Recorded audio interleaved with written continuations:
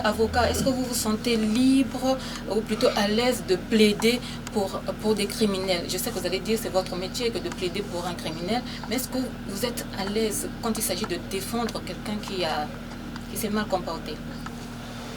Tout est dans votre question. Est-ce que vous êtes à l'aise quand vous défendez un criminel? Vous avez utilisé deux mots.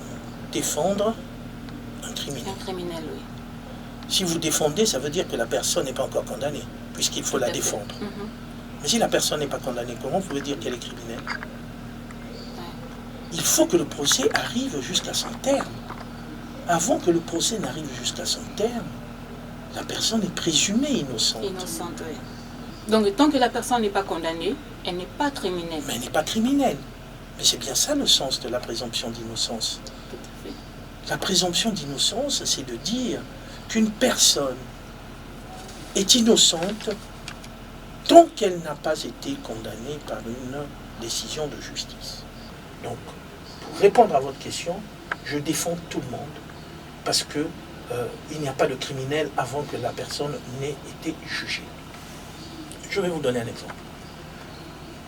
Vous savez, il y a eu au XXe siècle, hein, c'est pas très loin, il y a quelques années, hein, on va dire moins de 10 ans, un dossier, une procédure qu'on appelait la procédure d'Outreau. Oui. Le violeur On les avait accusés d'être des violeurs.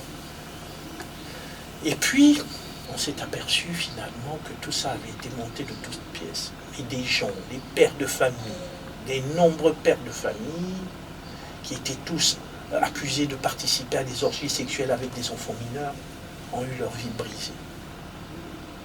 Parce qu'on les avait accusés. à tort. À tort. Mais à tort, vous dites à tort, parce qu'une décision est intervenue après dans l'autre sens. Mais avant que cette décision ne soit intervenue, on considérait que c'était des criminels.